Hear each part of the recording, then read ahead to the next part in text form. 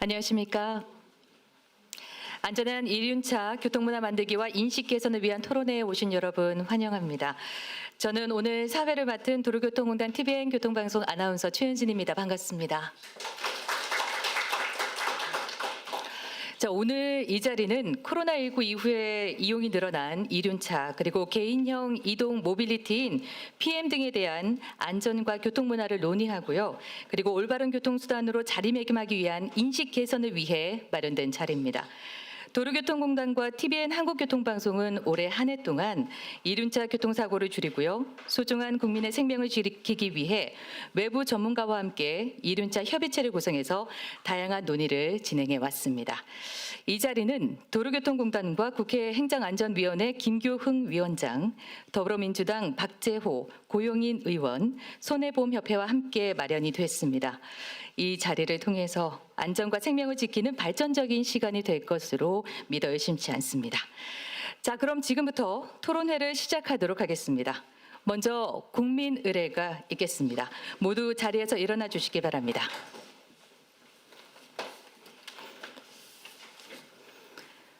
국기에 대한 경례.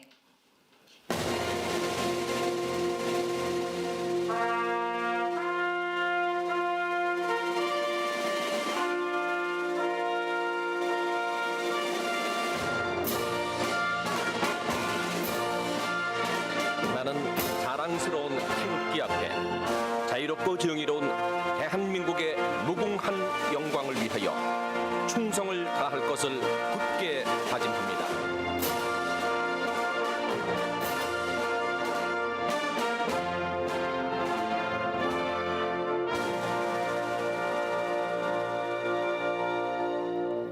바로 자리에 앉아주시면 되겠습니다.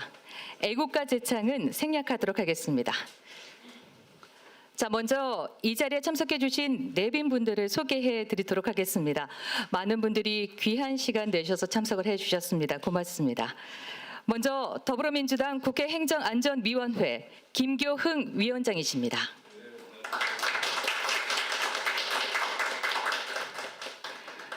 도로교통공단 이주민 이사장이십니다. 도로교통공단 TVN 한국교통방송 이우호 방송본부장이십니다. 토론회 참석자 소개해 드리도록 하겠습니다. 가천대학교 장일준 도시계획학과 교수님이십니다. 안전생활 실천 시민연합 이윤호 정책본부장이십니다. 도로교통공단 교통운영연구처 임병철 책임입니다. G바이크 정구성 전략이사님이십니다. 이어서 손해보험협회 김원신 공익업무부장 참석하셨습니다. 경찰청 조재형 교통안전계장 참석하셨습니다. 이형석 한국오토바이 정비협회장 참석하셨습니다.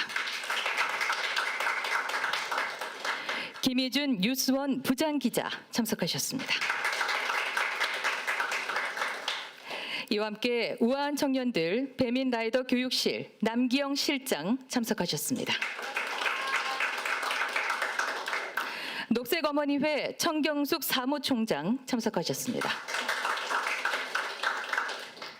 길지원 서울 녹색어머니연합 회장 참석하셨습니다. 한국 PM산업협회 박판열 국장 참석하셨습니다. 도로교통공단 TVN 한국교통방송 엉관식 평선제작처장 참석하셨습니다. 이 외에도 많은 분들이 참석을 해주셨는데요. 시간 관계상 한 분 한 분 소개해드리지 못하는 점 양해해 주시기 바랍니다. 자, 먼저 오늘 이 자리를 개최하게 된 도로교통공단 이주민 이사장님의 개회사를 듣도록 하겠습니다. 예, 여러분 반갑습니다. 도로교통공단 이사장 이주민입니다. 오늘 이륜차 안전문화 정착을 위한 토론회에 참석해 주신 여러분들께 깊이 감사드립니다. 특히 오늘 토론회를 주최하고 지원해 주신 국회 행정안전위원회 김교흥 위원장님과 박재호 고영인 의원님께도 감사의 말씀을 드립니다. 아시다시피 이륜차는 가장 일상적인 교통수단 중에 하나입니다. 또 복잡한 도심을 더 빠르게 이동할 수 있는 효율성 높은 교통수단이기도 하고요. 코로나19 이후에는 크게 늘어난 배달 종사자들에게는 생존권을 보장하는 중요한 수단이기도 합니다. 그러나 이렇게 이용자가 늘어나면서 교통사고에 대한 우려도 꾸준히 제기되고 있습니다. 저희 도로교통공단이 분석한 통계를 보면 지난해 이륜차 교통사고는 18,295건으로 전년보다 11.2% 감소했습니다마는 사망자 수는 484명으로 오히려 전년보다 5.4% 늘어나면서 이륜차 사고의 위험성을 알려주고 있습니다. 특히 오후 4시에서 저녁 10시 사이에 전체 이륜차 사고의 43.5%가 집중되는 것으로 나타났습니다. 이 시간대는 한국 소비자원의 분석에 따르면 배달 앱 사용이 가장 많은 그런 시간이기도 합니다. 즉 배달 이륜차 통행이 많으면 많을수록 교통사고의 위험성도 증가한다는 그런 것을 보여주는 수치가 아닌가 싶습니다. 저희 공단은 이러한 이륜차 교통사고 예방을 하기 위해서 다양한 노력을 기울이고 있습니다. 최근 3년간 빅데이터를 분석해서 이륜차 사고 다발 지역 100개 지점을 도출하고 현장 점검을 통해서 도로와 시설 개선을 추진하고 있습니다. 또 오토바이 후면 번호판 단속 장비를 개발해서 현재 시범 운영 중에 있고요. 앞으로는 교통법규 위반 행위의 단속에 본격적으로 활용될 계획에 있습니다. 이 밖에 이륜차 운전자에 대한 교육과 홍보, 또 무상 정비 서비스 캠페인 등 다양한 활동으로 이륜차 사고 예방에 노력하고 있습니다. 현대 사회에서 이동은 기회에 접근할 수 있는 도와주는 수단입니다. 이동이 가능해야 경제활동이 가능하기 때문이죠. 그러나 안전이 담보되지 않는다면 어떠한 이동수단도 제 역할을 다할 수 없다고 생각합니다. 따라서 오늘 토론회에서 면밀한 문제 진단과 해결책 모색을 통해서 이륜차 교통사고를 예방하기 위한 다양한 대안들이 논의되기를 기대합니다. 또 배달 종사자 등 이륜차 이용자의 생존권과 사회 안전망을 더욱 강화하는 계기가 되기를 희망합니다. 참석자 여러분들의 고견을 성심껏 경청해서 정책에 반영하도록 하겠습니다. 감사합니다. 네, 도로교통공단 이주민 이사장님의 개회사였습니다. 좋은 말씀 감사합니다. 자, 다음으로는 김교흥 국회 행정안전위원회 위원장님의 말씀 듣도록 하겠습니다.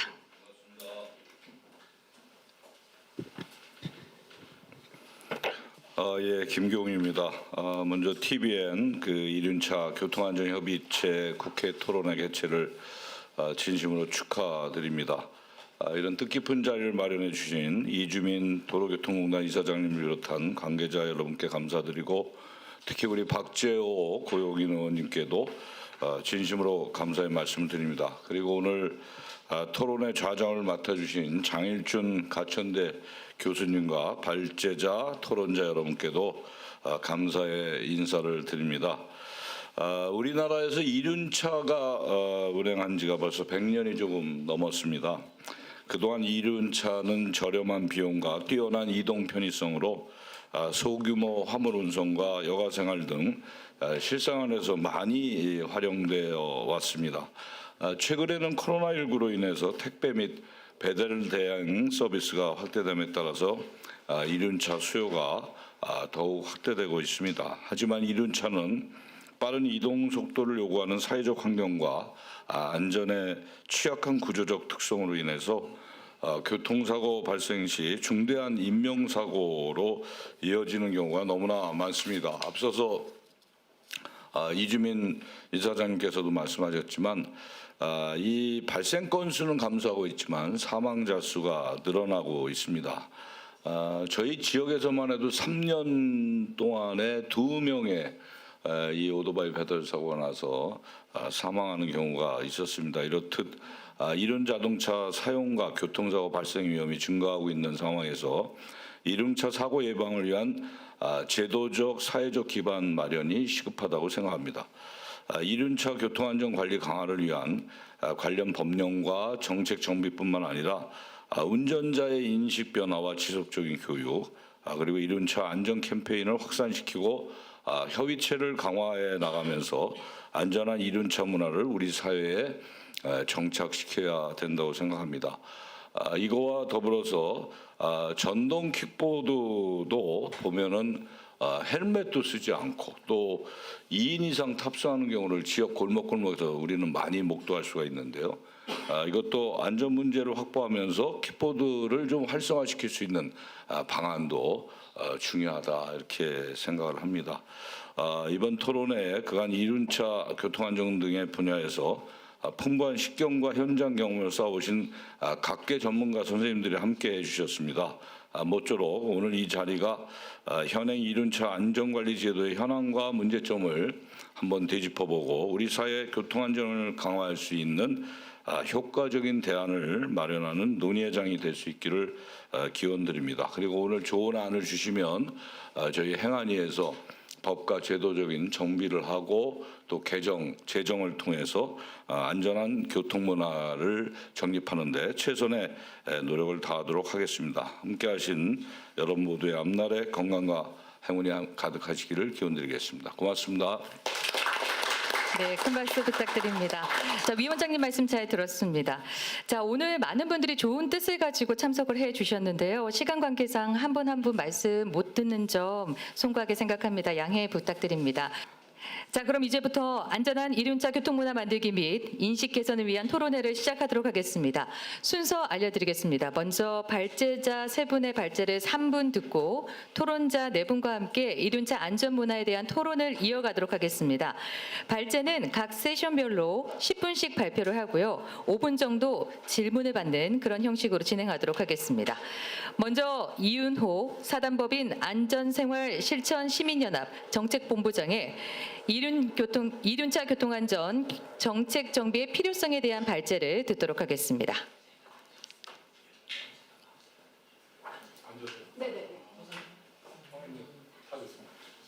네.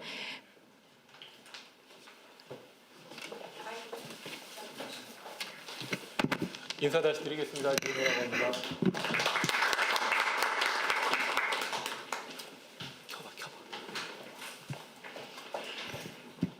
제가 조금 늦을 수도 있다고 2번째로 좀 해달라고 부탁을 드렸는데요. 그래도 설레는 마음에 일찍 참여했습니다.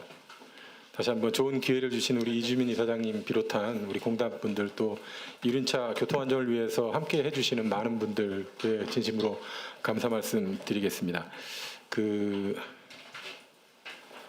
제가 초등학교 2학년, 4학년 아이들을 키우고 있습니다. 결혼을 좀 늦게 했는데 항상 하는 말이 차 조심해라라는 말은 기본인데요. 차 조심해서 더 특화돼서 오토바이 조심하고 전동 킥보드 조심해라 이런 얘기를 항상 합니다. 우리가 인도, 그러니까 보도라고 하죠. 보도 위에 올라가면 항상 안전해야 되는데도 불구하고 사실 그렇지 못해요. 그게 바로 우리나라의 그 이륜차 문화가 아닌가 사실 싶습니다. 제가 혁신이란 말을 넣은 것은 이륜차 문제, 이륜차라고 하지만 구체적으로는 오토바이고요. 오토바이고 이제 전동 킥보드가 부수적으로 조금 따라오게 되는데요. 한정된 시간 때문에 제가 조금 빨리 진행하면서 말씀을 좀 드리겠습니다. 기관 소개는 좀 지나가도록 하고, 자, 우리나라 제가 이륜차 오토바이 하면 서자라는 표현을 잘 쓰거든요. 서자. 자동차도 아닌 것이 자전거도 아닌 것이 감히 차도로 들어오고 보도로 들어와? 우리 운전하시는 분들 그런 생각 많이 하실 거예요. 저도 그렇게 매일 운전을 합니다. 운전을 할 때마다 깜짝깜짝 놀라게 되면 막 울분이 여기까지 올라왔다가 이제 똑같은 생각을 하는데요.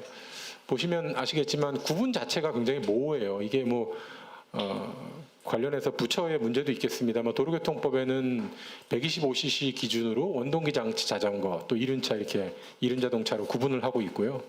자동차 관리법에는 경형, 소형, 중형, 대형 이렇게 네 가지로 구분해서 나누고 있습니다. 그러니까 둘의 참 125cc는 그러면 도로교통법에는 이륜 자동차, 그다음에 자동차 관리법에 의하면 중형 이륜 자동차 이렇게 되는 거죠.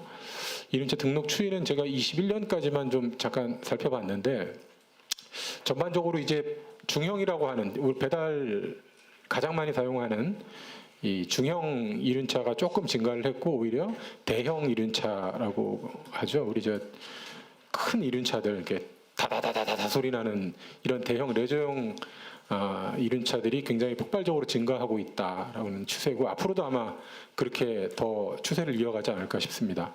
이건 뭐 배달 산업 규모인데요. 지금은 조금 바뀐 것 같아요. 이게 2022년 자료를 제가 찾아보다가 미처 찾지를 못했는데 뭐 최근 뭐 9배라고 되어 있습니다만 이거보다 조금 2023년에 좀 감소한 것 같긴 합니다만 그래서 굉장히 폭발적으로 증가하고 있고 시장 규모 자체도 새로운 산업의 하나의 형태로 지금 발전해 오고 있다라는 거고요. 또 주문 중개 플랫폼 저도 여기 아마 배달의 민족 요기요 쿠팡이츠 이런 거 안 깔려 있으신 분 없으실 것 같은데요. 그런 플랫폼 사용 시간도 굉장히 코로나를 맞아서 폭발적으로 증가했다라는 거고요. 또 전업 배달 원수, 또 부업 배달 원수의 증가 폭이 나타나고 있습니다. 물론 올해 코로나가 종식된 이후에 중고 매물로 나오는 이륜차들이 꽤 있다라고는 해요. 그럼에도 불구하고 굉장히 많이 우리 배달업에 종사를 하고 있습니다. 여기 아까 이사장님 말씀해 주셨는데요. 사고는 줄었는데 이 사망자는 늘어난 데이터를 보여주고 있습니다. 우리 일반 교통사고는 사망자 계속 줄어들고 있는데 사고 건수 부상자는 거의 그대로 유지를 하고 있거든요. 조금 다른 그래프를 보이는데 이게 뭘 반증하냐면 결과적으로는 경쟁이 그만큼 치열해졌다라고 저는 봐요. 그만큼 경쟁이 치열해지다 보니까 속도도 가속하게 되고 또 불법 위법 행위도 더 많아진다. 그렇기 때문에 사망자가 늘어났을 것이다라고 저는 보고 있습니다. 월별로는 5월, 10월, 7월이 가장 많고요. 또 법규 위반별로는 모든 교통사고 항목에서 그렇습니다만 안전운전 불이행이 52.8% 휴먼 에러로 치부를 많이 하고 있고요. 또 신호 위반, 안전거리 미확보 순으로 나타나고 있습니다.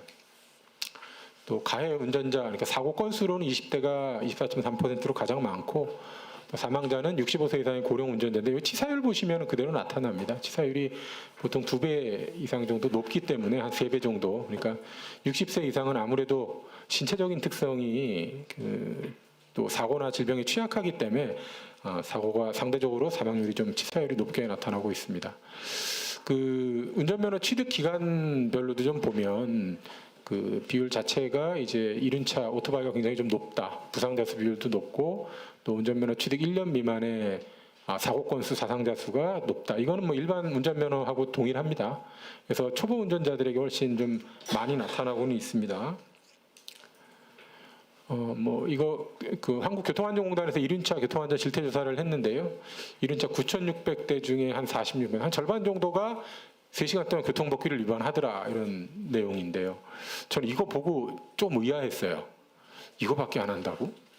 제가 보는 오토바이들은 거의 70%에서 80%를 위반하는 걸로 저는 보여지는데 저희가 조사했을 때도 저 수치보다는 좀 높았습니다. 작년에 한 2,000대 정도 조사를 했는데요. 그래서 또 이륜차 교통사고 치사율 높은 거, 또 배달 중 이건 고용노동부에서 플랫폼 노동자 대상으로 조사한 바에 따르면 한 절반 정도는 교통사고를 경험을 했다 이렇게 나오고 있습니다. 다만 그 기간이 언제인지가 좀 나왔으면 좋았을 텐데 그 기간이 나오질 않아서 이 패널 데이터 분석이나 이런 거 하기엔 조금 애로가 좀 있었던 것 같습니다. 결국 안전운전 불이행에서도 나온 내용이지만 교통사고의 90% 넘게는 인적 요인이다. 그러니까 사람에 대한 관리가 필요하다라는 거지만 그 이외에 한 40% 가까이는 도로 환경이나 차량의 결함이나 이런 복합적으로 발생할 수밖에 없다. 그러면 이런 휴먼 에러에 집중해서 사람의 개선만 집중할 것이냐? 그건 아니다. 여러 가지 주변 환경들이 변화해야 결국 오토바이 사고로부터 가해자로부터 또 피해자로부터 줄일 수 있다. 이런 반증이 될 것 같고요. 쭉 오토바이 찾아보면 대표적으로 나오는 데이터가 저겁니다. 위험해요, 법규 위반, 시끄러워요, 신호 위반, 그다음에 찾아보니까 뭐 문신 크록스 이거 옆에 나오던데 또 대다수 그 배달 종사자분들 비하하는 건 아닙니다만 유니폼이라고 얘기하더라고요. 저는 뭐 반바지에 크록스 신으시고 문신하고 뭐 이런 게 있는데 그 정도로 이게 부정적 이미지가 굉장히 강합니다.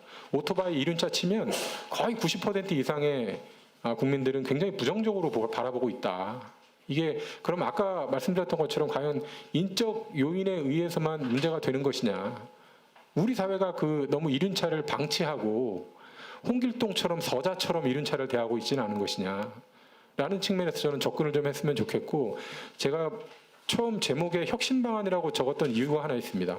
이륜차 문제는 하나하나씩 해결하면 해결이 되질 않아요. 한꺼번에 패키지로 정말 파격적인 형태의 개혁을 하지 않는 이상은 굉장한 거부감이 있고 이걸 바꾸기도 쉽지 않다. 그래서 제가 6가지 정도의 제도적 대안을 좀 말씀드리고 싶은 건데요. 첫 번째는 제가 한 10년째 얘기하고 있는 이륜차 전면 번호판 도입입니다. 그 후면 번호판 단속 아까 좀 이따 우리 책임님이 발표도 해주실 것 같긴 한데요. 물론 좋죠. 후면 번호판 단속하면 후면 번호판 단속해서 이제 다 잡아낼 수 있고 다 할 수 있으면 좋습니다만 그 인프라 갖추는데 얼마나 비용과 예산이 들어갑니까? 예? 또 그로 인한 회피 주행 그 길로 안 가요. 이제 또 소문 퍼지면은 그 길 가면 단속돼. 옆길로 가요. 옆길로 가면 대부분 제가 생각하기에는 왕복 4차선 도로 이상의 도로에 설치를 할 걸로 보여져요. 편도 1차로 뭐 일방통행 구간에는 설치 안 할 거란 말이에요. 근데 그런 구간들은 오히려 보행자와 당충이 훨씬 더 많은 지역일 텐데 그래서 저는 전면 번호판을 설치해야 된다 이렇게 생각을 하는데 저게 제가 찍은 사진이에요. 다 보이세요? 이게 오염된 거는 뭐 말할 나위도 없고요. 저렇게 자물쇠로 가리고 다니고 반으로 잘라갖고 나오는 오토바이도 있고요. 저렇게 구겨서 다닙니다. 또 하나의 유형은 125cc 이상 고사양 오토바이들은 이렇게 들어요. 뒤에서도 안 보이게. 보이지 않거든요. 단속도 안 됩니다. 이거 보십시오. 이게 이제 부정적 이미지인데요. 뭐 과태료 뭐 이런 얘기도 전 번호판도 없어요. 맨 오른쪽은 아마 체납돼서 가져간 모양이죠. 그러니까 저런 식으로 다 가리고 뭐 너무나 당연하게 생각하는 문화고 이게 작년 대선 공약을 좀 살펴봤더니 오토바이 전면 번호판 관련해서 국민의힘에서도 단계적으로 늘리겠다라고 했고 또 더불어민주당은 부착을 의무화하겠다 이런 얘기까지도 하셨습니다. 오른쪽에 보시면은 그 번호판인데요. 기존에 있는 번호판도 제가 노안이 와가지고 그런지는 모르겠습니다만 한 4, 5m 지나가면 읽을 수가 없어요. 이게 70년대 일본식 번호판 그대로 따와가지고 적용해가지고 만든 건데요. 이게 너무 작고 시인성이 너무 떨어져요. 물론 국토부에서 좀 바꾸겠다라고 해서 지금 연구 용역하고 있는 걸로는 알고 있습니다만 연구 한 2년 하는 동안에 사고는 그만큼 늘어날 수밖에 없는 거고 빨리 좀 조치를 취했으면 좋겠어요. 근데 이게 뭐 논리가 있습니다. 전면 번호판 하면은 뭐 우리 조재현 계장님도 잘 아시겠지만 이게 너무 다양한 형태의 이륜차 오토바이가 존재하는데 다 달 수가 없다. 그리고 오히려 그 보행자가 충돌했을 때 보행자에게 더 큰 위해를 입힐 수 있다. 또 바람의 저항 때문에 주행을 제대로 할 수 없다. 뭐 이런 여러 가지 이유들이 있는데요. 저는 그게 핑계라고 생각해요. 뭐 외국에서도 사실 하고 있고 외국에서 하고 있다고 해서 우리가 전면적으로 받아들여야 되는 건 아니겠습니다만 얼마든지 방법을 찾으면 전면 번호판을 도입할 수 있다라는 거죠. 전 전면 번호판이 단속을 위해서라고 보지는 않아요. 물론 단속은 두 번째 부차적인 수단이지만 가장 중요한 건 이름표를 내가 달고 다닌다라는 거거든요. 남들이 볼 때 내 위반하지 않도록 하는 동기부여가 될 것이다 라고 저는 보여지는 거고요. 외국에 비해서도 뭐 터무니없이 작은 거고 저 오른쪽 하단에 있는 번호판은 전동킥보 전기 자전거 번호판입니다. 저게 아마 스위스로 기억을 하는데요. 저 정도로 자전거까지도 전기 자전거까지도 번호판을 달아서 운영을 하고 있는데 우리는 전면 번호판 다는 문제에 대해서 굉장히 너무 인색하고 궁핍한 반대 논리를 많이 지금 하고 있습니다. 이게 영상인데요. 이게 나오나요? 그래서 마우스로 해야지. 이게 인도네시아인데요. 그래서 제가 사실은 뭐 여기 계신 분들이 어떻게 보시면 번호판 그러니까 컬럼 형태 또는 이 형태에 따라서 다 달 수 있다라는 거거든요. 방법의 문제지. 앞에 보시면은 형태가 다 달라요. 오토바이들이. 그럼에도 불구하고 전면 번호판 다 달 수 있다. 라는 거죠. 사이즈를 제가 재보려고 한 건데요. 우리나라보다 한 1.5배 정도는 큰 것 같더라고요. 시인성도 훨씬 높고. 그러니까 하다못해 뭐 인도네시아나 동남아들도 저렇게 큰데, 그래서 보시면은 뭐 다 형태별로 다양하게 번호판 장착할 수 있습니다. 저기 그래서 이렇게 보니까 저기는 그 대포차 예방 위해서 유효기간이 딱 아예 번호판에 박혀 있더라고요. 저 오른쪽 하단에 있는 게 23년 뭐 8월까지입니다. 그래서 저 때 되면 무조건 가서 번호판을 교체를 해야 되거든요. 그래서 이런 문제를 갖고 있고요.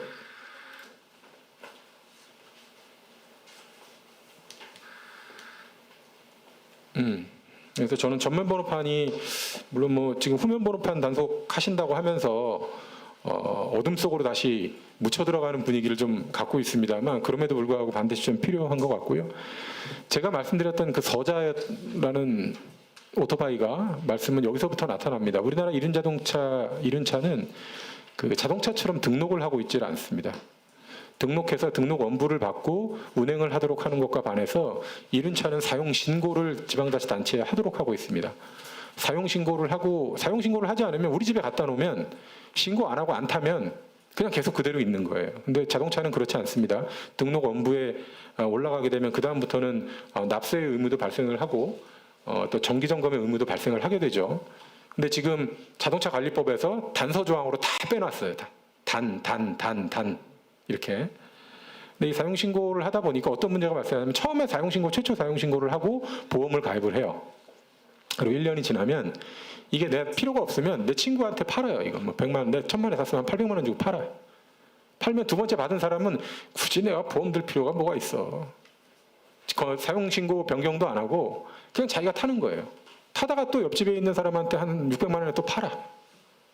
이게 최초의 소유주가 아니라 누가 지금 갖고 있는지 파악이 안 돼요. 사용 신고의 문제죠. 그러니까 뭐 범죄 악용되는 거는 말할 것도 없고 교통사고 피해 보상도 불가해요. 제 피해자예요. 저 한국은행 앞에서 차를 딱 이렇게 주차했는데 갑자기 뒤에서 오토바이가 탁 들어갔더라고요. 쾅 소리가 나면서 쫙 밀려가는데 영화처럼 제가 저분 죽었다. 막 다른 거 생각하면 내려가지고 딱 봤더니 쩔뚝쩔뚝거리면서 오시더니 제일 먼저 하는 게 뭔지 아세요? 제 차 얼마나 부서졌는지 와서 확인하시더라고요. 보험을 자기가 안 들었다. 그러면서 현금으로 자기가 처리를 하겠다고 이렇게 얘기를 하시더라고요. 그 진짜 쩔뚝쩔뚝거리면서 나중에 얘기하시자고 이렇게 보내긴 했는데요. 아마 지금 실제 그 유상운송보험 가입률이 한 50% 정도 되려나? 한 2대 중에 한 대는 실질적으로 보험 가입이 안 돼 있다. 종합보험이 이렇게 보시면 좋을 것 같고. 그게 이제 사용신고의 문제이기도 하고요. 두 번째는 정기검사입니다. 뭐 사실 아까 말씀드렸지만 휴먼 요인, 휴먼 팩터 이외에 시설이나 또는 도로 환경적인 요인이 한 38%가 되는데 이 시설에 대한 정기 검사를 안 받는 거예요. 지금 환경 검사는 2014년부터 뭐 동일성 배출가스 소음 검사를 하고 있지만 실질적인 안전 검사는 지금 하고 있지 않다. 그러다 보니까 전조등이 제대로 되는지 너무 밝은 등을 다는지 제동이 되는지 이것조차도 지금 제대로 되고 있지 않다라는 거거든요. 또 그러다 보니까 정비 우리 이영석 회장님 모셨지만 정비가 자유업이에요. 자유업. 이륜 자동차 오토바이 전문 정비업이 없습니다. 그러니까 자동차 면허 가진 게 가서 그냥 울며 겨자 먹기로 배달하시는 분들 거기서 수리하는 거예요. 그리고 영업신고만으로 가능하니까 3명 중에 3명은 무자격자다. 나머지도 자동차 면허 갖고 이렇게 하시는 겁니다. 더군다나 제일 큰 문제는 저는 우리나라 국토교통부에서 우리나라에 실제 운행되고 있는 이륜차 오토바이 대수가 몇 대인지 정확하게 말할 수 없다고 생각합니다. 자동차는 정확하게 파악이 되죠. 등록부터 폐차까지가 원스톱 서비스가 돼 있으니까. 근데 아까 말씀드렸듯이 한 4단계 넘다가 오토바이는 폐차하려면 자기 돈을 내야 되거든요. 한 7, 8만 원 내야 된다고 하는데 자동차는 한 20만 원 받잖아요. 그래? 그러니까 어떻게 하냐? 산에 갖다 버려요. 다 띄어서. 동네에 갖다 방치하는 거예요. 그럼 어때? 거기서 나오는 폐윤활유, 폐기름, 환경오염도 됩니다. 그러니까 이게 제대로 우리나라에 뭐 280만 대 이게 맞냐? 저는 여기서 국토부 장관님이든 어떤 실무자든 제대로 대답할 수 있는 사람은 하나도 없을 것이다. 다 저렇게 관리를 하고 있는 거예요. 그래서 저는 이 5조부터 47조 규정까지 이걸 빼내야 돼요. 이 자동차, 이륜 자동차는 제외한다. 이하 조부터 47조의 12까지 다 제외해버린 겁니다. 단서 조항을 둬버린 거예요. 그러니까 이게 과연 이게 자동차야? 아까 말씀드린 자전거야? 이런 오해를 할 수밖에 없는 거고, 그러다 보니까 우리 일반 승용차 운전자들이 화물 버스 운전자들하고 적이 됐어요. 도로에서. 내가 적이야, 적. 그리고 승용차 운전자하고 오토바이 운전자하고 적이에요, 적. 보행자하고 자전거하고 적이고 자전거하고 이륜차 자동차하고 적이 됐어요. 도로는 같이 공유하는 공간이죠.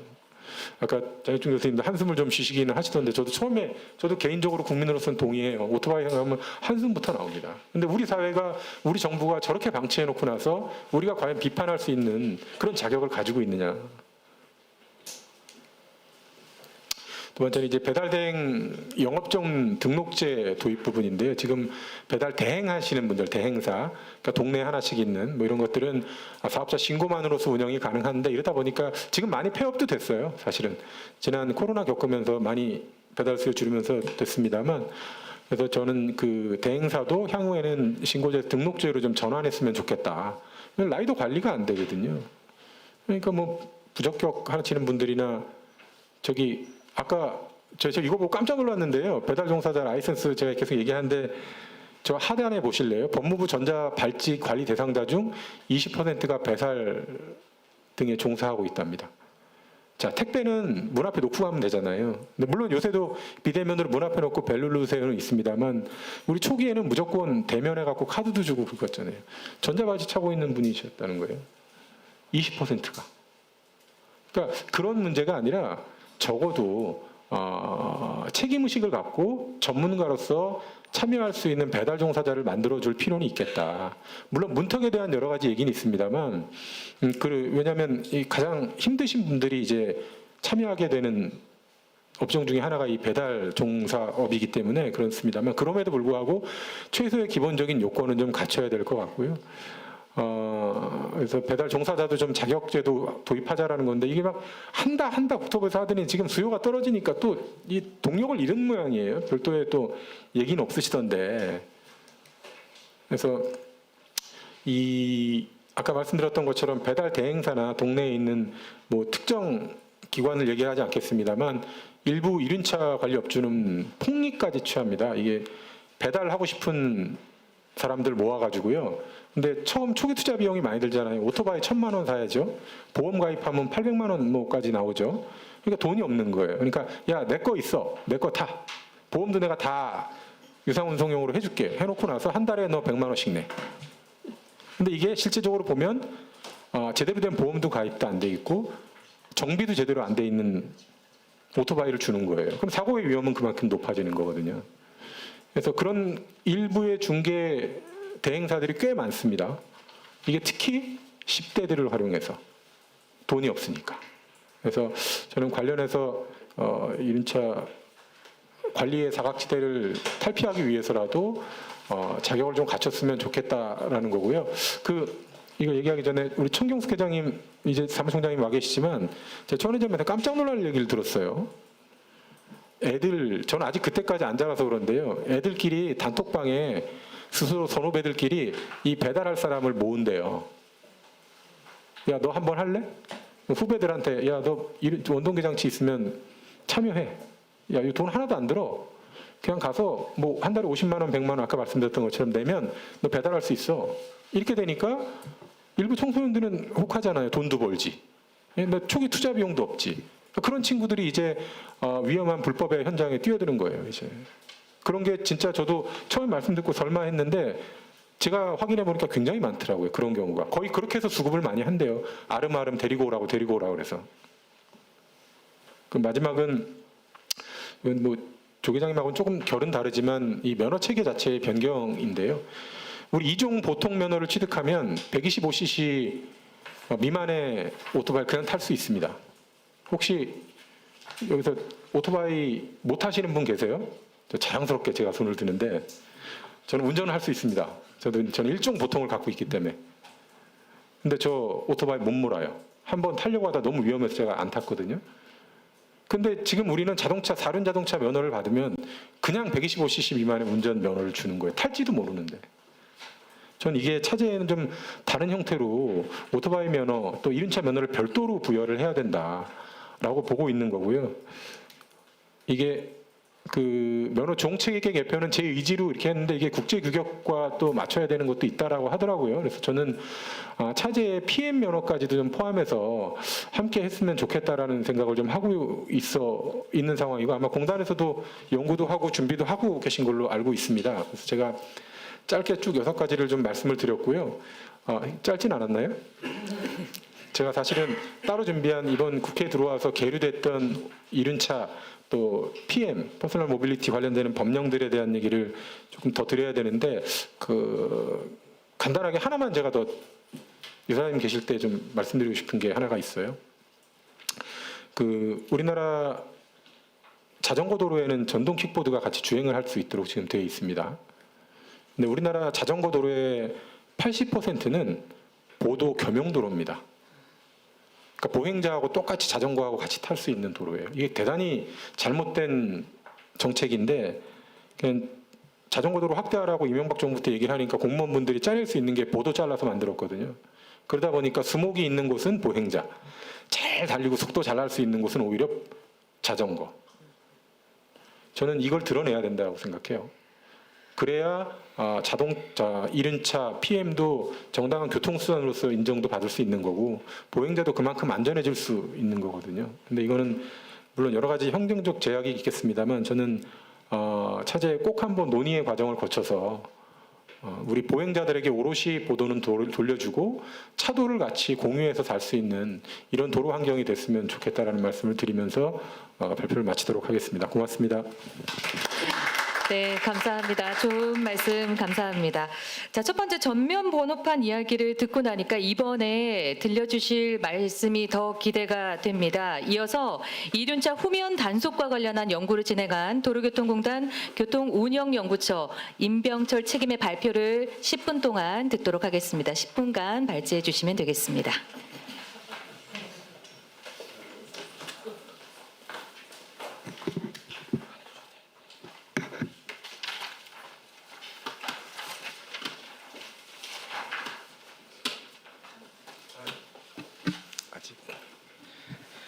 예, 안녕하십니까. 이륜차 단속을 위한 후면 번호판 무인 교통 단속 장비 개발을 발표하게 된 도로교통공단의 인병철입니다.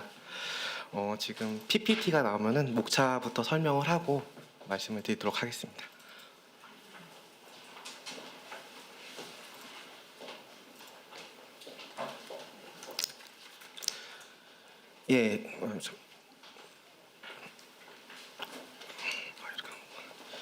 발표 내용은 이륜차 무인 단속 장비 개발에 관한 배경 및 목적, 그리고 사고 현황 및 이륜차 단속의 한계, 그리고 무인 교통 단속 장비의 개발 및 시범 운영, 그리고 현재 추진되고 있는 계획 상황들에 대해서 발표를 하도록 하겠습니다. 우선 연구의 배경으로는 1인 가구 증가, 코로나19로 인한 배달 업종이 확대가 되면서 이륜차 운행이 증가하였고, 또한 이러한 이륜차 배달업은 배달 실적에 따라 수입이 증대되기 때문에 이를 위해 과속, 신호위반 등 법규 위반 행위가 증가하여 교통사고가 크게 증가하였습니다. 이로 인해서 19년 국정감사에서 이륜차 무인단속 기술의 개발 필요성이 제기돼서 경찰청과 저희 도로교통공단에서 20년부터 21년까지 2년에 걸쳐 이륜차 무인교통 단속 장비를 개발하게 되었습니다. 이 장비 개발의 목적은 이륜차 무인교통 단속 장비를 개발함으로써 단속 인력의 안전 확보, 그리고 단속의 효율성을 증대하고, 나아가 이륜차 운전자들의 교통법규 준수를 통해 이륜차 교통사고 감소에 기여하는 것을 목적으로 하였습니다. 우선 사고 현황을 간단하게 보시면요. 15년부터 22년까지 교통사고는 점차적으로 감소하고 있는 추세를 보여주고 있습니다. 그러나 이륜차의 경우에는 사고 건수나 사망자가 20년까지 급격하게 증가하다가 21년부터 점차적으로 좀 감소하는 추세를 보이고 있습니다. 이 장비가 개발된 시점은 20년이기 때문에 그 전까지 크게 증가한 것을 기본 배경으로 하고 있습니다. 이륜차 단속의 한계를 보시면 크게 3가지로 볼 수 있습니다. 일단 첫 번째, 불규칙한 주행 패턴입니다. 지정된 차로가 아닌 곳에서도 주행이 가능하고, 차로 간 틈새 주행도 가능하고, 또한 단속 장비의 단속 검지 영역의 회피가 가능합니다. 이게 자꾸 잠시만요. 이게 지금 PPT가 약간 좀 꼬여 있는 것 같습니다. 그래서 좀 책 글자를 좀 봐주시면 좋을 것 같습니다. 그 두 번째는 후면 번호판 체계입니다. 그 일반 차량과는 다르게 후면에만 번호판이 설치되어 있어서 기존 무인 단속 장비는 전면 번호판 체계이기 때문에 단속이 불가하고요. 이륜차 번호판 자체가 일반 차량의 번호판에 비해 3분의 2 수준의 크기를 가지고 있고 그 안에 포함되어 있는 정보 자체도 한글 위주의 정보로 구성되어 있어 이 번호판 인식, 그 카메라가 번호판을 인식하는데 좀 어려움이 있습니다. 예, 그리고 마지막으로 인력 단속의 한계입니다. 인력 단속은 주로 경찰 인력에 의해서 현장 및 영상 단속 그리고 시민의 제보에 의한 공익신고 등으로 이루어지고 있는데 이 중 경찰에 의한 현장 단속이나 그 현장 단속 시에 도주 또는 추격으로 인해서 단속 인력이나 운전자에게 사고 위험이 크게 발생할 수 있는 위험이 있기 때문에 좀 단속에 만약에 많이 주저하고 있는 추세입니다. 그래서 이제 이게 왜 뭔지 이게 그 지금 PPT가 좀 잘못 나오고 있는데요. 일단 그래서 저희가 이 이륜차 무인교통 단속 장비를 개발하기 위해서 우선 다음과 같은 과정을 거쳤습니다. 먼저 새로운 단속 기술을 검토해서 적용하였고, 그리고 단속을 어떤 걸 할 거라는 항목 선정, 그리고 그 시스템의 구성, 그리고 시스템 구성된 장비에 대한 테스트베드 운영을 통해서 단속 기능이 제대로 구현되는지, 그리고 만약에 부족한 부분이 있으면 성능 개선 및 평가를 실시하였고, 그리고 규격 개정 등으로 본 도입을 시작할 수 있었습니다. 첫 번째 단속 기술 검토입니다. 저희가 이번에 그 후면 번호판 단속 장비를 만들 때 AI 기반의 영상 분석 기술을 적용했습니다. AI 기반 영상 분석 기술은 영상에 나타나는 객체에 대한 분류가 가능했고, 학습을 통해서 이륜차의 번호판 위치나 정보 등에 대한 분석이 가능하고, 또한 이륜차 운전 행위에 관한 분석이 가능했기 때문에 이륜차 단속을 위한 기술로 적용할 수 있었습니다. 또한 그 단속 항목에 한해서는 단속 항목은 크게 4가지로 과속, 신호위반, 보도통행, 안전모 미착용을 단속 항목으로 선정하였습니다. 그리고 시스템 이제 장비의 구성은 번호판 인식, 그리고 객체를 추적할 수 있는 영상 수집부, 그리고 객체를 검지하고 속도를 측정할 수 있는 차량 검지부, 영상 수집 및 차량 검지에 대한 정보를 수집하고 분석하는 제어부, 그리고 마지막으로 단속 정보를送신할 수 있는 통신부로 구성을 하였습니다. 단속 절차는 객체를 인식하고 객체의 아이디를 부여한 후 번호판 인식을 해서 그 객체 아이디에 집어넣은 다음에 해당 객체에 대한 향후 패턴을 가지고 이 차량이 위반을 했느냐 여부를 판단하는 절차로 구성하였습니다. 즉 선인식 후판단 시스템으로 보시면 될 것 같습니다. 그래서 이렇게 지금 이러한 절차나 구성을 통해서 개발된 장비가 그 실제 현장에서 제대로 작동할 수 있는지 여부를 위해서 테스트베드를 구축하여 운영하였습니다. 테스트베드는 사고 다발 지점 560개소 정도를 먼저 선 조사를 하였었고요. 그리고 저희 개발에 참여하는 업체와 함께 현장 조사를 통해 이륜차 통행량이 일정하고, 또한 번호판 그 수집이 용이한 곳, 그리고 그 유지 관리가 용이한 곳에 좀 설치를 하려고 했습니다. 그래서 정해진 지점은 성남, 그리고 성남의 성남중앙시업과 서울의 가산중학교, 그리고 안양의 벽산 사거리, 일단 이 3개소에 설치해서 테스트베드를 구축해서 운영을 하였습니다. 혹시 이제 좀 볼 수 있어요?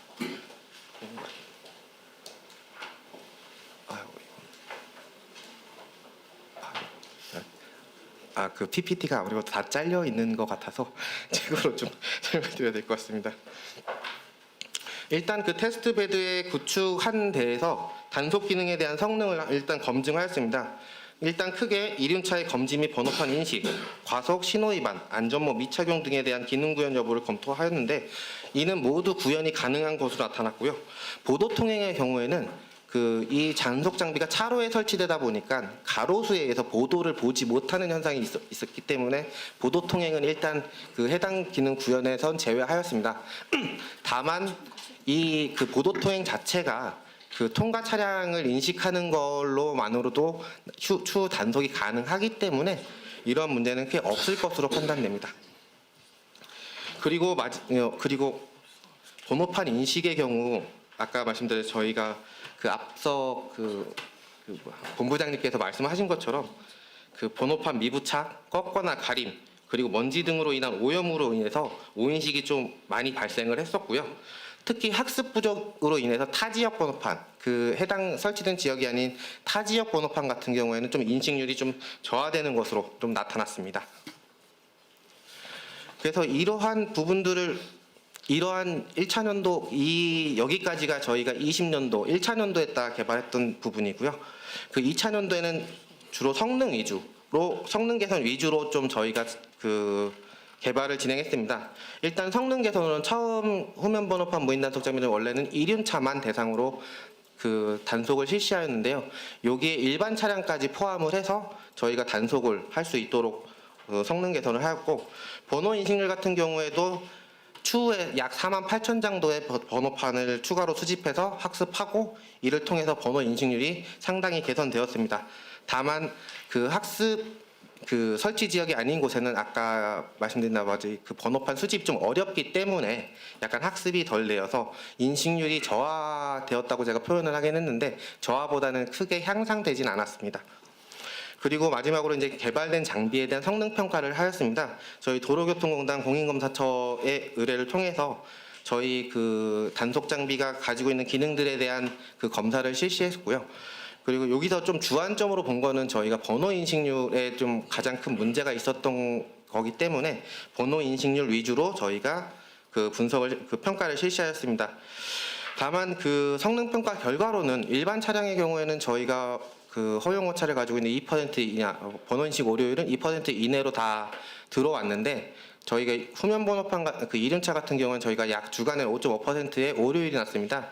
근데 이 부분은 약간의 샘플 수 수집에 좀 문제가 샘플 수가 일반 차량에 비해 적기 때문에 5.5% 정도 나왔고, 추후에 저희가 일단은 이 장비를 도입하더라도 이는 좀 크게 단속할 수 있는 객체 인식에 대한 문제가 크게 없을 거라고 판단이 해서 일단 해당 부분은 저희가 가지고 규격 기준으로 잡았습니다. 따라서 성능 기준은 기존의 무인교통 단속 장비의 성능 기준을 동일하게 준용하되요. 저희 1륜차만 따로 1륜차의 차량 번호 인식 오류율만 10% 미만으로 잡았습니다. 저희가 지금 현재 검사 수량이 1륜차는 30대를 기준으로 하고 있습니다. 그렇기 때문에 한 대 미만으로 2대까지 최대 2대까지 허용을 하고 있고요. 2대까지 다만 지금 현재로서는 규격서가 지난주에 좀 개정이 돼서 둘 다 통합해서 2% 미만으로 지금 규격은 좀 개정해 놓은 상태입니다. 그리고 안전모 구분율 같은 경우에는 저희가 80% 이상 안전모를 구분할 수 있도록 그렇게 성능 기준을 완료하였습니다. 그래서 저희가 이 장비가 이제 본격적으로 들어올 수 있도록 저희 22년도 맨 마지막 경찰 규격서 카 버전에 저희가 후면 번호판에 대한 성능 기준, 통신 규격, 그리고 검사 방법 등을 추가하였고, 검사 수량이나 시간 등에 대해서 저희가 기준을 잡았습니다. 예, 이제 시범 운영 현황입니다. 22년 10월 달에 시범 운영, 시범 설치를 경찰청에서 3개소, 서울 중랑, 수원 중부, 화성 서부경찰서 관내에 3개소를 설치하였고요. 23년 1월부터 3월까지 계도를 하였고, 이후로 본 단속을 실시하였습니다.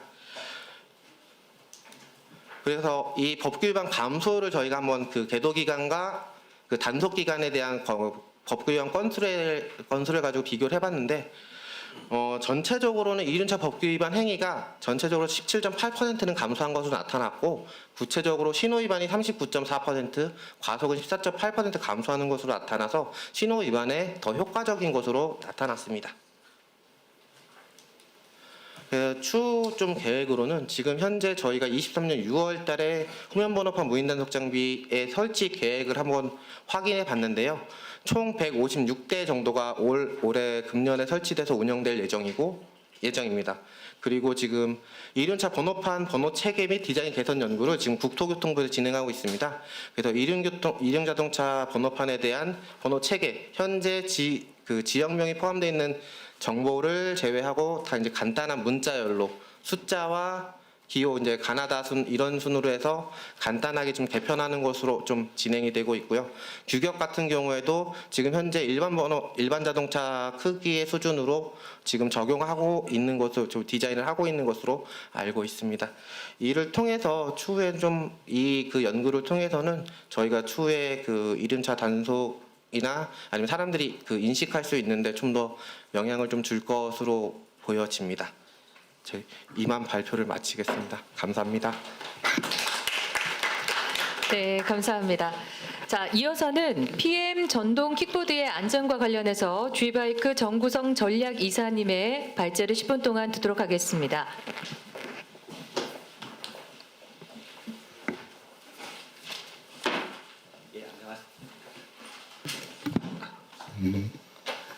예, 안녕하십니까. 그 G바이크의 정구성 전략이사입니다. 예, PPT 나오는 대로 안전한 개인형 이동 장치 이용 문화 정착 방안에 대해서 발표드리겠습니다.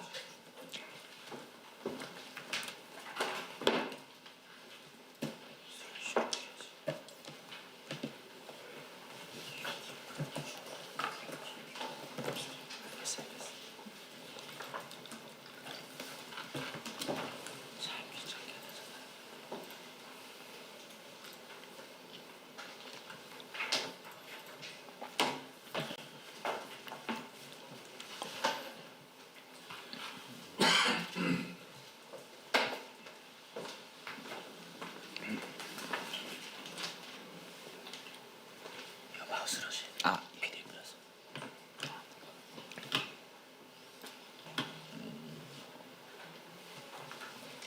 전체 화면으로 보세요. 전체 화면. 아, 네.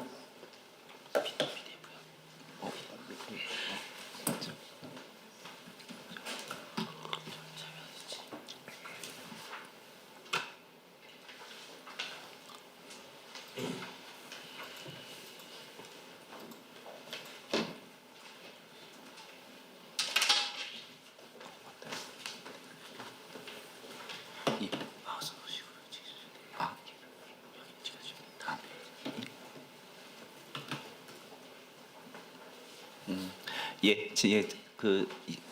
지금 화면 보면서 발표드리겠습니다. 아이고. 네.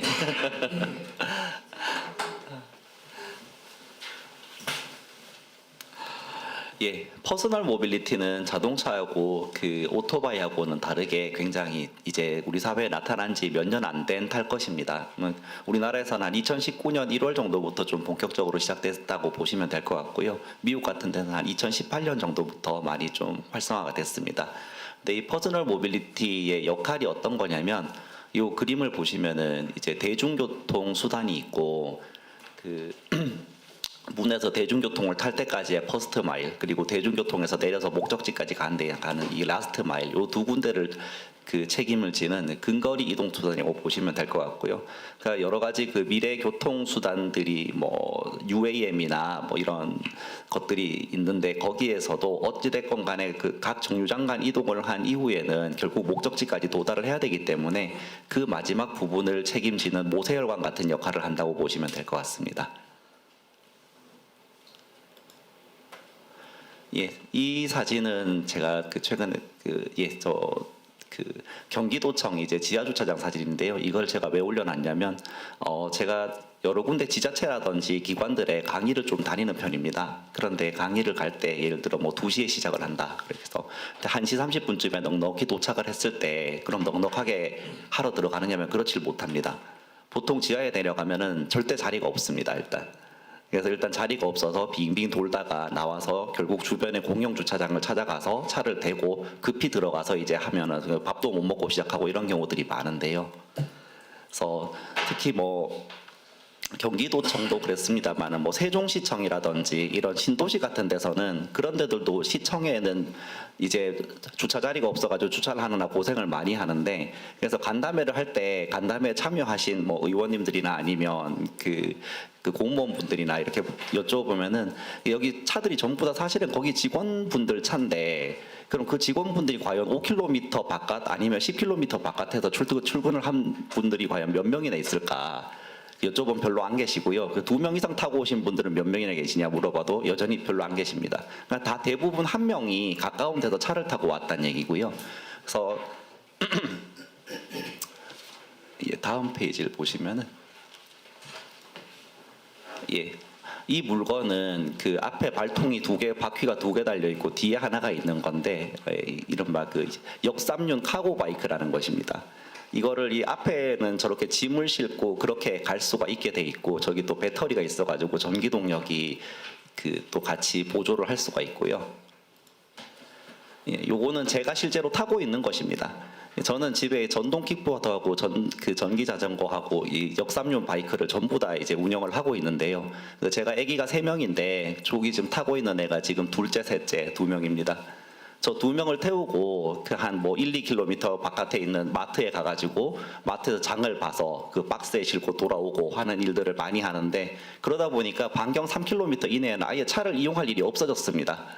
실제로 자동차를 타고 가다 보면은 마트에 가더라도 주차를 하기가 힘들고 또 가다가 그 큰 길 반대편에 마트가 있으면 또 유턴을 해야 된다든지 하는 뭐 여러 가지 반대 그 불편함이 있기 때문에 그래서 저는 이 근거리 이동 수단의 그 효용성을 실제로 그 체감을 하면서 그렇게 살고 있고요. 예, 그래서 이런 것들이 한 5km 이내에 출퇴근길을 전부 책임을 져준다 그러면은 과연 그 많은 주차 공간과 그리고 주행을 위한 도로 공간 자원이 얼마나 절약이 될 것이며 그리고 또 그 환경 오염에도 얼마나 많은 그 장점이 있을까를 생각을 해보면은 어떤 그 PM의 장점에 대해서는 좀 잘 그 아실 수 있을 거라고 생각을 합니다. 그래서 특히 뭐 근거리 이동의 경우에는 주차나 경로 등이 자동차보다 좀 편리한 편에 그 속하고요. 예, 이런 특성이 있어서 이제 뭐 공유 PM이 이미 시장에서 뭐 그 시장성이 입증된 거는 뭐 바로 시장에서 반응이 먼저 왔기 때문에 뭐 시장성은 이미 입증이 됐다고 봐야 되고 특히 미국 같은 데서는 굉장히 이렇게 이 PM 시장이 많이 활성화되고 있습니다. 이제 단일 국가로 봤을 때는 전 세계에서 북미 시장이 이제 가장 큰 시장에 속하고 전역 401개 도시에서 그리고 뭐 한 1년에 한 1억 5,700만 건 정도의 라이딩이 일어나고 있습니다. 그래서 요 오른쪽에 이제 그 그래프를 보시면은 요 이제 하늘색 이 코로나 기간 2020년이었는데 코로나 전에 이제 이만큼 타다가 코로나 때문에 좀 줄었다가 다시 또 이렇게 늘어나는 그런 경향을 볼 수 있습니다. 유럽 같은 경우에도 지금 2021년에서 2022년에 탑승 횟수나 기기 대수 그리고 이동 거리가 굉장히 큰 폭으로 늘어난 것을 확인할 수 있습니다. 이거는 그 우리나라 코트라에서 만든 이제 그 보도 자료 같은 것인데요. 보면은 이제 미국이 아까 세계 시장에서 1위라고 말씀드렸는데 독일이 지금 전동 킥보드 공유 시장에서는 세계 2위로 평가받고 있습니다. 그 독일에서는 또 특징이 굉장히 우리나라에서는 20대들이 가장 많이 타고 30대, 40대가 될수록 탑승량이 줄어드는데 독일은 한 40대 정도의 장년층이 많이 탄다고 합니다. 예. PM 산업 전망, 그러니까 수송 분담률에 관한 것인데요. 이제 2022년을 보면은 지금 요 PM이 맡고 있는 수송 분담률이 한 16% 정도인데 이제 2035년에는 19% 정도로 증가할 것이다라는 데이터입니다. 해외에 특히 그 면허하고 헬멧에 관련해가지고 해외 규제 사례들을 보면은 우리나라가 조금 규제가 강하다라는 걸 알 수가 있는데요. 우리나라는 이제 면허 의무도 있고 특히 이게 지금 뭐 이따 말씀드리겠지만은 이 PM하고 조금 안 맞는 원동기 면허가 들어가 있습니다. 그리고 헬멧도 이제 없으면은 그 범칙금 규정을 내는 걸로 의무화돼 있고요. 근데 다른 국가들은 보면은 대부분 이제 일본도 그렇고 뭐 이제 뭐 스웨덴, 뭐 이탈리아 등 독일 이런 데를 보면은 그 제한 속도를 한 20km 정도로 낮춰 놓고 이 헬멧 같은 경우에는 그 권장 사항 그러니까 그 권장으로 해놓고 이제 이걸 꼭 어긴다고 해서 범칙금을 부과한다든지 이러지는 않는 그런 그 정책을 지금 취하고 있습니다. 실제로 공유 PM의 경우에는 헬멧을 비치하는 것이 현실적으로 거의 불가능에 가깝기 때문에 저희도 지금 이렇게 지금 우리나라의 법정 제한 속도를 좀 낮추고 헬멧을 이제 권장사항으로 하는 것이 더 바람직하지 않은가 이렇게 생각을 하고 있고요. 그 면허 의무도 보면은 이제 일본부터 보면 다른 나라는 대부분 이제 면허가 없고 영국은 면허가 있는데 이거는 또 Q4 면허라는 이제 PM에 맞는 전용 면허를 지금 넣고 있습니다. 그래서 우리나라는 이제 아까 말씀드린 것처럼 오토바이 면허가 있어야 탈 수 있게 돼 있고요. 독일의 PM 관련 규정을 보면 이제 최대 시속 20km 그리고 이제 면허증이 없어도 되고 헬멧도 권장. 다만 이제 2명은 못 하고요. 음주운전도 금지되고 인도 주행도 금지되고 이렇게 돼 있습니다. 다음 일본의 해외 사례를 봐도 최고 속도는 20km 그리고 16세 이상 면허도 불필요 헬멧은 권장되고 운행 도로는 차도와 자전거 도로 이건 우리나라와 같은데 다만 여기 특이한 거는 시속 6km 이하로 움직일 경우에는 인도도 주행이 가능하게 돼 있습니다.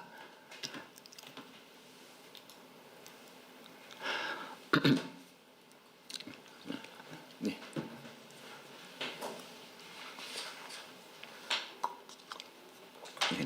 입이 좀 말라가지고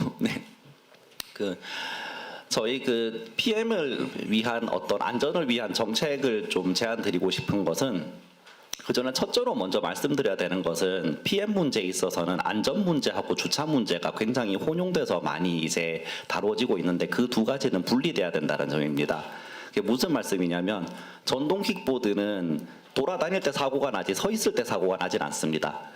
근데 이제 저희가 지방자치단체나 이런 데들을 많이 가보면 사실 대부분의 민원들은 주차에 대한 민원이지 안전에 대한 민원이 아니고요. 나오는 언론 기사들을 보면은 대략적으로 이렇게 길거리에 방치되어 있는 전동 킥보드, 최근 전동 킥보드의 사고는 수십 배 증가했다. 이런 식으로 좀 짬뽕이 돼가지고 많이 나오는데 말씀드린 것처럼 결국 이 주행 안전에 관한 안전에 관한 문제는 주행 중에 일어나는 것이고 그리고 또 이 주행도 뭐 학교 운동장이나 이런 데서 이루어질 때는 큰 문제가 없습니다.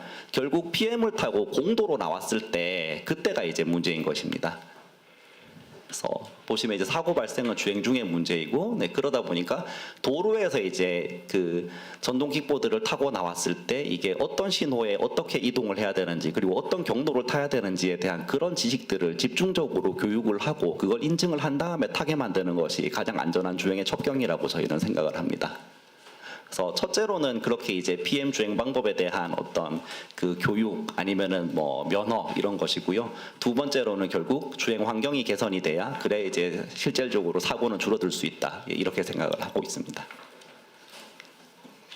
첫째로 보면은 이제 아까 말씀드린 것처럼 지금 현재는 원동기 면허 그러니까 오토바이 면허가 있어야 PM을 탈 수 있게 돼 있는데 이 오토바이 면허가 PM이라는 기계의 기능적 특성을 고려하면 좀 과도한 측면도 있을 뿐만 아니라 더 큰 문제는 오토바이의 운행 방법하고 PM의 운행 방법이 다르다는 게 문제입니다.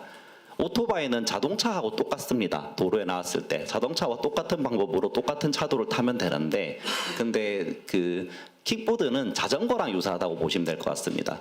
그러니까 가는 길도 차도 우측 가장자리를 가거나 아니면 자전거 도로가 있으면 자전거를 타거나 자전거 도로를 타거나 뭐 이렇게 가고요. 그래서 도로에서의 이제 올바른 주행 방법을 체화하는 게 중요하다라고 하는 점에 있어서는 이제 국회에서도 여러 의원님들이 공감대를 형성해 주셔가지고 PM 면허 신설 관련 도로교통법 일부 개정 법률안을 여기 의원님들이 이렇게 지금 발의를 해주신 상태입니다. 경찰청에서도 이제 PM 면허 또는 PM 전용 교육을 추진을 하고 있는데요. 요건 이제 작년 12월 경찰청 간담회 버전인데 그때는 경찰청에서는 이제 지금 법정 최고 속도는 25km인데 그 이하의 어떤 일정한 뭐 15km나 20km 뭐 이렇게 예를 들자면 그 정도를 잡아가지고 그 무게 이상은 중형 PM으로 해서 PM 전용 면허를 신설하고 그 이하는 경형 PM으로 해서 PM 전용 교육을 통해서 이제 탈 수 있는 자격을 부여하는 그런 방법을 검토를 했었고, 근데 올해 3월부터 지금 도로교통공단에서 경찰청에서 이제 좀 받아가지고 도로교통공단에서 PM 면허 또는 PM 교육에 대한 용역을 지금 수행을 했고 지금 거의 마무리가 된 걸로 알고 있습니다. 지금 나온 방안은 이 방안하고는 조금 결이 다르다고 들었는데 기본적으로는 이제 뭐 이론 교육이 좀 중시가 되고 있는 그런 방법이라고도 그렇게 들었습니다. 예를 들어서 이제 그 PM의 운행 방법에 대한 문제인데요. 예를 들어서 요 앞에 있는 그림의 A 지점에서 B 지점으로 가려고 하면은 오토바이는 어떻게 가야 될까요? 오토바이는 차도에 1차로에 있다가 좌회전 신호를 받아서 자동차 같이 좌회전을 해야 됩니다. 근데 전동 킥보드는 절대 그러면 안 됩니다. 전동 킥보드는 A 지점에서 B 지점으로 가기 위해서는 두 가지 방법이 있는데요. 그 차도 우측 가장자리에 서 있다가 직진 신호를 받아서 요 지점까지 가서 여기 직진 신호를 또 받아가지고 요렇게 가는 방법이 하나가 있고, 두 번째로는 여기 가가지고 이제 보행 신호에 내려서 끌고 지나가고 또 보행 신호에 내려서 끌고 지나가고 이렇게 해서 가는 그렇게 두 가지 방법이 있습니다.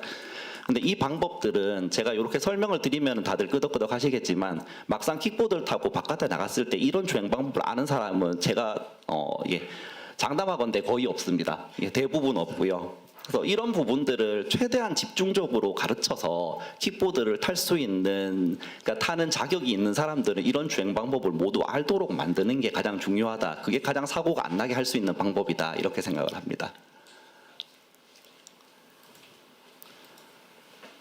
그래서 같은 같은 이제 취지로 싱가포르에서는 지금 인터넷 면허 시험 제도를 도입을 해가지고 인터넷으로 이제 면허 시험을 합격을 해야 이거를 탈 수가 있게 돼 있고요. 그리고 두 번째로는 이제 그 주행 공간을 개선을 해야 된다는 건데, 그 중에 특히 첫 번째 문제는 뭐냐면 사람이든 자전거든 전동 킥보드든 자동차하고 박았을 때 큰 사고가 난다라는 거는 차별이 없습니다. 그렇기 때문에 가장 중요한 거는 자동차하고 이 PM하고 그리고 또 그 보행자하고의 구별이 이제 이루어져야 된다라는 그런 부분입니다.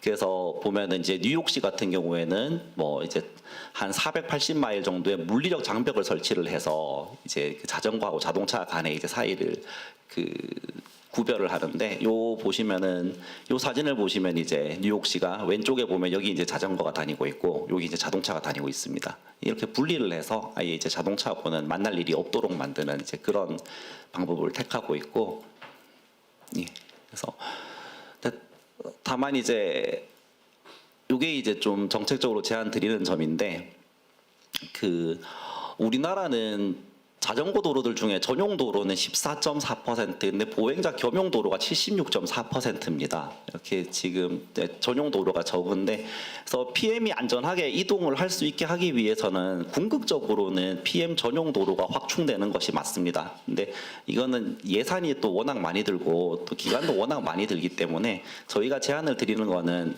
뭐 기왕 있는 이런 그 겸용 도로가 있으면은 이 겸용 도로에 이제 한 군데 주행 유도선을 가지고 이쪽으로는 좀 이렇게 뭐가 올 수가 있게끔 하게 하는 것입니다.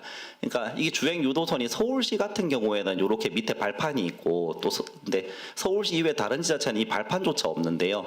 그러니까 여기에서는 겸용도로라는 걸 알 수 있지만 이것만 지나가면 이게 그냥 인도인지 겸용도로인지 모르게 돼 있습니다. 그렇기 때문에 이 선이 하나 그어져 있으면 PM이나 자전거를 타던 사람들은 이 선이 있으면 올라가서 타면 되고 없으면 인도겠구나 하고 차도 우측 가장자리로 가면 되는 것이고, 그리고 보행자는 여기에 뭐가 오겠거니 예측을 하면서 이렇게 가다 보면은 그럼 이제 그 질서 있는, 지금보다는 질서 있는 주행 환경이 이루어지지 않겠느냐. 그래서 특히 또 이렇게 선을 긋는다던가 이렇게 뭐 표시를 하는 것은 큰 예산이 드는 부분도 아니기 때문에, 다만 과도기적인 조치로 이 방법이 지금으로서는 굉장히 당장 어떤 PM의 안전한 주행을 제고할 수 있는 방법이 아닐까 이렇게 생각을 하고 있습니다. 그리고 이제 지금까지 말씀드린 게 이제 안전한 방안을 위한 것이었고, 이거는 이제 뭐 주차 문제에 관한 것인데요. 오늘 세미나에서는 주차는 중점적인 건 아닌 것 같습니다만은 좀 말씀을 드리자면, 전동 킥보드가 많이 이제 사실은 민원이 안전 민원보다 주차 민원이 훨씬 많이 들어오는 편인데요. 근데 주차 민원 같은 경우에는 이제 주차 방법은 두 가지가 있습니다. 첫째로는 도크 방식이라고 해서 이른바 포지티브 방식. 원칙적으로 전부 금지해 두고 이제 주차를 할 수 있는 구역만 정해서 거기만 주차를 할 수 있게 하는 방법이고요. 프리플로팅 주차 방식이라는 거는 원칙적으로 허용을 하되 뭐 횡단보도 인근이라든지 아니면 인도 중앙이라든지 이런 부분들을 규범적으로 금지 구역을 둠으로써 이제 금지하는 그런 방법인데 이 두 가지를 혼용을 하는 것이 가장 맞다라고 저희는 생각을 하고 있습니다. 이게 무슨 말씀이냐면 예를 들어서 신도시 지역이나 도시 지역이 있다고 하면은 그 중에 어떤 밀집 지역이 있으면 그 밀집 지역은 반경 뭐 50m, 100m 이렇게 해서 아예 그냥 금지 구역으로 만들어 두고 거기에 주차할 수 있는 구역을 놔둬서 거기에만 주차를 할 수 있게 하고 아니면 근데 또 외곽 지역 같은 경우에는 뭐 특히 신도시 외곽 지역 같은 경우에는 도리어 교통이 많이 불편해서 저희가 지자체를 가더라도 거의 담당하시는 분들이 전부 주차에 대한 민원에 대한 힘듦을 말씀을 하시면서도 어떤 지역은 좀 거기선 운행을 해주면 안 되냐 이런 어떤 이중적인 제안을 저희가 많이 받았습니다. 그래서 그런 구역은 도리어 이제 프리플로팅으로 좀 풀어둠으로써 이제 이 PM의 효용을 좀 극대화시키는 그런 방법들이 이제 더 합리적일 것이라고 저희는 그렇게 생각을 하고요. 실제로 이게 뉴욕 브롱크스가 이렇게 하고 있습니다. 요 그림을 보시면은 요 빨간색은 이제 아예 여기는 들어갈 수가 없는 구역입니다. 그런 구역이고 여기 PPPPPPP라고 돼 요게 P가 이제 파킹인데요. 요 이제 길들은 원칙적으로 금지돼 있고 저 P라는 표시가 있는 곳에만 주차를 할 수 있게 돼 있는 곳이고 그리고 보라색으로 돼 있는 곳은 이제 프리플로팅으로 풀려 있는 곳이고 이렇게 지금 돼 있습니다. 그래서 저희도 우리나라에서도 이런 방법을 택하는 것이 이제 효용은 효용대로 잡으면서 질서도 질서대로 잡는 그런 방법이 아닐까 이렇게 생각을 하고 있습니다. 예, 제 발표는 여기까지입니다. 감사합니다. 네, 고맙습니다. 세 분의 발제 잘 들었습니다. 자, 발제를 마치도록 하겠습니다. 이어지는 토론회는 10분간의 휴식 시간을 갖고요. 4시 25분에 시작하도록 하겠습니다. 그리고 토론회는 장일준 가천대 교수님이 진행을 해 주시도록 하겠습니다. 저는 지금까지 아나운서 최은진이었습니다. 고맙습니다.